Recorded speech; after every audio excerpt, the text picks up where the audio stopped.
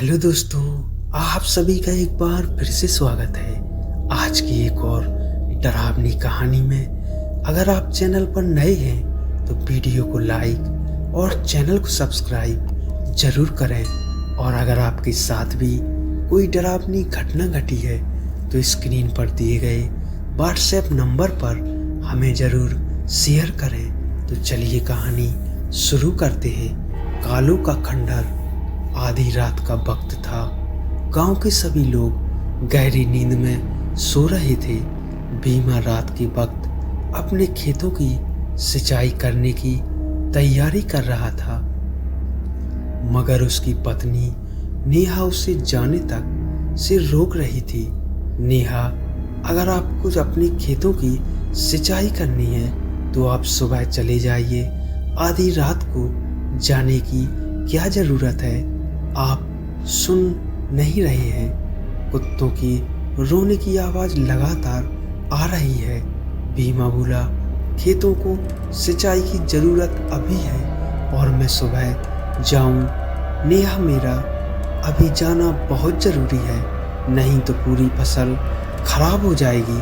और कुत्ते की तो रात को अक्सर रोते ही हैं। नेहा बोली, लोग कहते हैं जब भी रात के समय कुत्ते रटते हैं और उस जंगल के पुराने खंडर के आसपास कुछ अपशगुन जरूर होता है और लोग रहस्यमय तरीके से लापता हो जाते हैं, जिनका फिर कुछ पता ही नहीं चलता। भीमा, तुम भी ना। नेहा, हद करती हो, मैं इन बातों को नहीं मानता। नेहा बोली, नहीं जी, आप मेरा कहना मानिए, आप आज मत जाइए, मुझे कुछ सही नहीं लग रहा।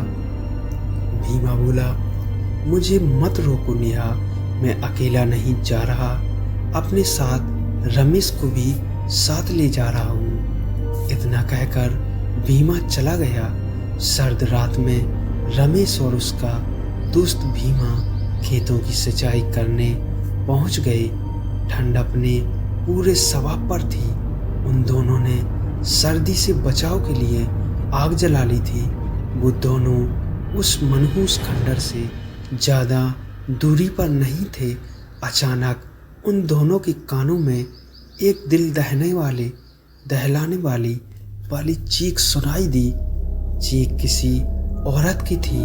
चीख सुनकर रमेश के तन बदन में डर की एक लहर सी दौड़ गई।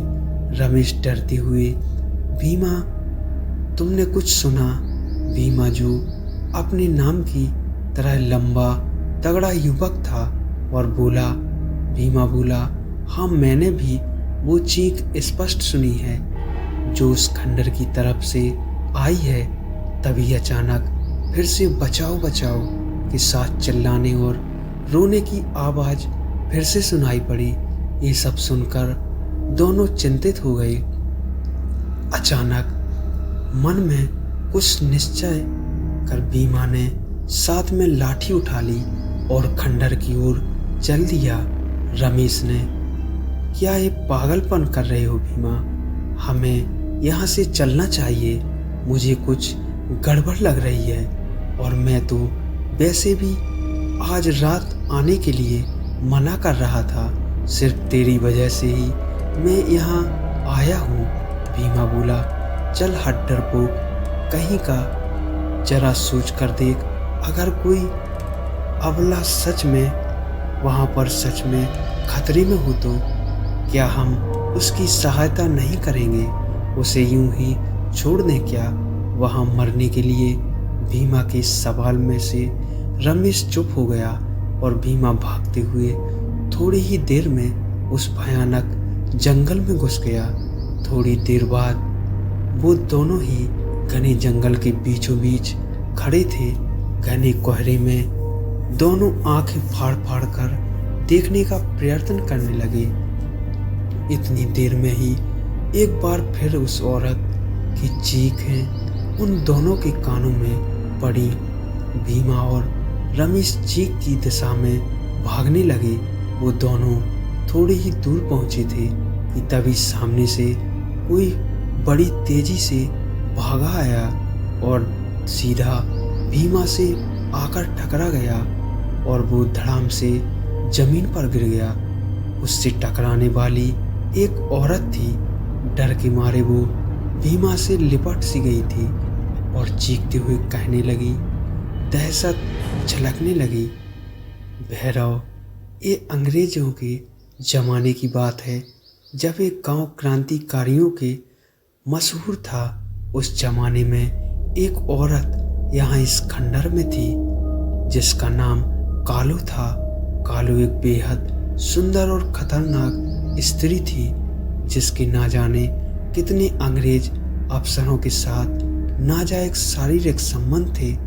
कालू जादू करने में माहिर थी।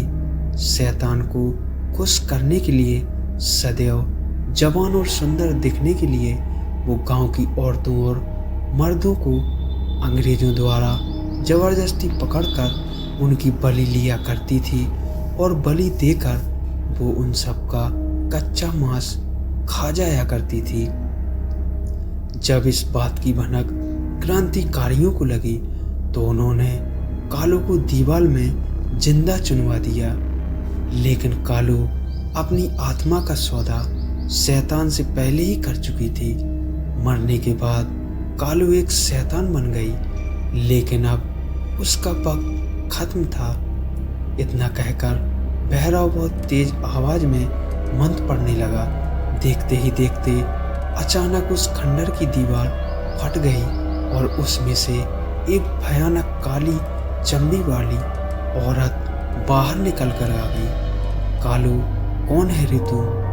लेकिन भैरव ने उसकी बात का कोई जवाब नहीं दिया।